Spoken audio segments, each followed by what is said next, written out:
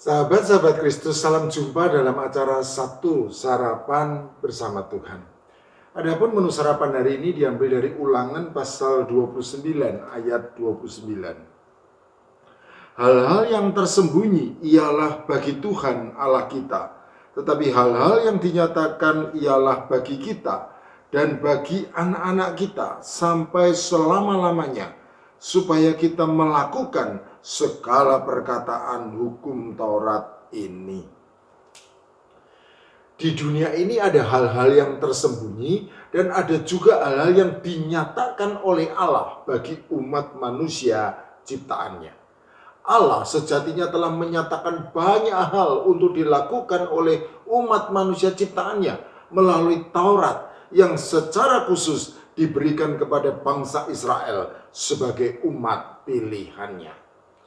Kata Taurat sejatinya merupakan transliterasi dari kata Ibrani Torah yang berarti pengajaran.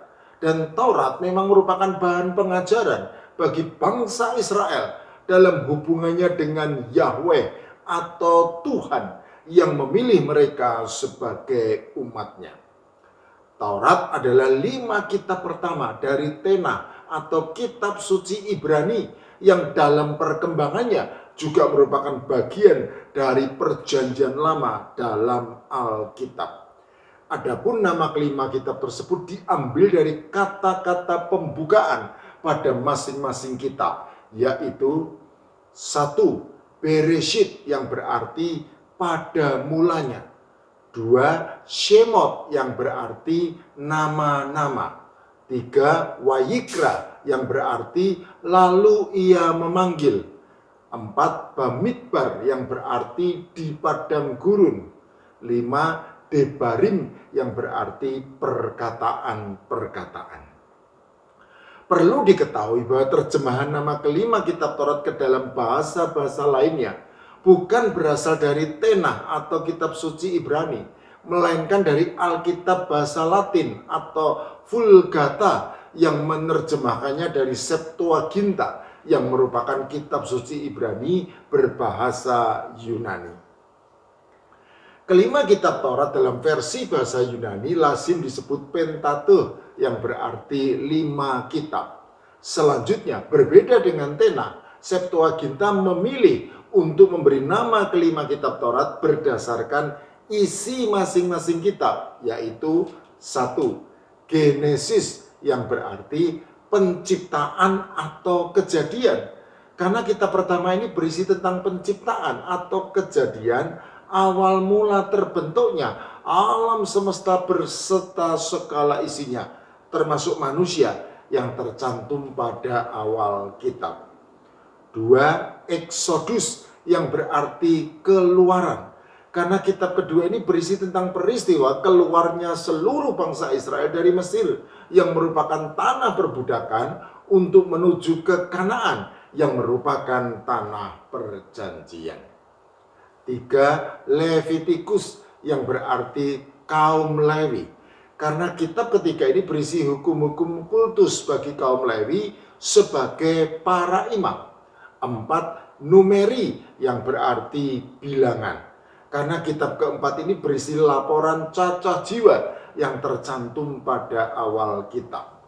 5. Deuteronomium yang berarti ulangan atau untuk kedua kalinya.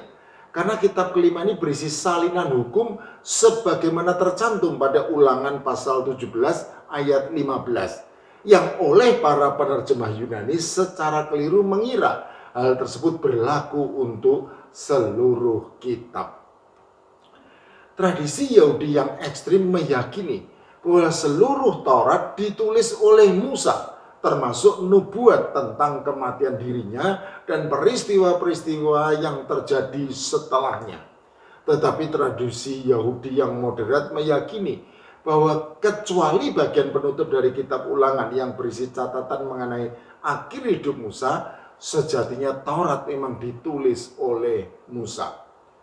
Teori yang menyatakan Taurat ditulis oleh Musa juga dilandaskan pada tafsiran terhadap catatan bahwa Taurat lazim disebut sebagai Taurat Musa. 2 Raja-Raja pasal 23 ayat 25. kitab Taurat Musa, Nehemia pasal 8 ayat 2. Hukum Musa, 1 Raja-Raja pasal 2 ayat 3. Kitab Hukum Musa, Yosua pasal 8 ayat 31, Daniel pasal 9 ayat 11. Dan kitab Musa, Esra pasal 6 ayat 18. Taurat pada intinya berisi hukum-hukum yang mengatur cara hidup bangsa Israel sebagai umat pilihan Tuhan, baik yang berupa perintah atau hukum-hukum positif agar dilakukan, maupun berupa larangan atau hukum-hukum negatif agar jangan dilakukan. Oleh karena itulah Taurat memiliki kedudukan yang sangat penting bagi bangsa Israel. Namun meskipun demikian, Taurat baru menempati kedudukan sentral sejak zaman Esra, kira-kira tahun 445 sebelum Masehi, yang berperan besar dalam memperkenalkan kembali Taurat yang nyaris terlupakan pada zamannya. Esra yang memimpin bangsa Israel kembali dari pembuangan di Babel, kemudian tanpa kenal lelah berusaha menghidupkan dan menjadikan Taurat sebagai firman Allah yang berotoritas, sehingga sejak zamannya maka Taurat telah menjadi undang-undang dasar dari tradisi Yahudi sampai saat ini. Begitu penting dan sentralnya kedudukan Taurat bagi bangsa Israel, sehingga dalam perkembangannya penjabaran dari Taurat kemudian disusun oleh para rabi Yahudi menjadi Taryakh Mishmot. Kata Taryakh sendiri terdiri dari 4 konsonan Ibrani, Tav, Res, Yod, dan Gimel, yang membentuk gematria atau formulasi angka yang berjumlah 613. Tav itu sama dengan 400, Res sama dengan 200, Yod sama dengan 10, Gimel sama dengan 3. Mishmot atau perintah yang berjumlah 613 tersebut kemudian dibedakan menjadi 248 perintah positif untuk dilakukan, atau dalam bahasa Ibrani disebut Mishmot Aseh, dan 365 perintah negatif untuk jangan dilakukan, atau dalam bahasa Ibrani disebut Mishmot Lo Ta'aseh. Sebagai informasi tambahan menurut Talmud Babilonia, angka 248 merupakan jumlah seluruh tulang yang membentuk kerangka tubuh manusia, sehingga seakan-akan seluruh Mishmot Aseh tersebut menjadi kerangka untuk manusia hidup dan beraktivitas. Sedangkan angka 365 sesuai dengan jumlah hari dalam 1 tahun, sehingga seakan-akan seluruh Mishmot Lo Ta'aseh tersebut menjadi peringatan supaya setiap hari jangan melanggar perintah Allah. Khusus mengenai perintah negatif, ada 3 perintah negatif yang digolongkan sebagai Yeharek Ve'al Ya'afor, atau pengorbanan diri menurut hukum Yahudi.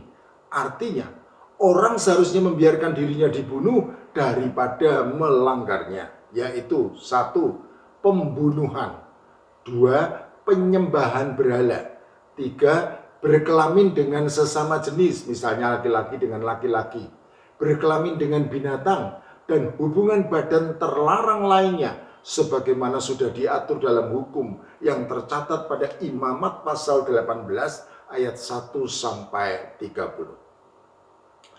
Selain itu, 613 perintah juga dibedakan menjadi 3 kategori. 1. Mispatim, yang berarti hukum, merupakan perintah yang jelas, misalnya jangan membunuh, Keluaran pasal 20 ayat 13. 2. Edot, yang berarti kesaksian, merupakan perintah yang berkaitan dengan kesaksian, misalnya ingatlah dan kuduskanlah hari Sabat, Keluaran pasal 20 ayat 8, yang memberi kesaksian mengenai kisah penciptaan dunia. 3. Cukim, yang berarti ketetapan, merupakan perintah yang tidak memiliki alasan yang jelas dan hanya dianggap sebagai manifestasi kehendak ilahi saja, sehingga dilakukan hanya karena merupakan perintah dari Tuhan. Misalnya, orang yang menyiramkan air penyuci itu ia harus mencuci pakaiannya Dan orang yang kena kepada air penyuci itu, ia menjadi najis sampai matahari terbenam. Bilangan pasal 19 ayat 21. Sahabat-sahabat Kristus, menu sarapan hari ini mengingatkan bahwa hal-hal yang tersembunyi ialah bagi Tuhan Allah kita.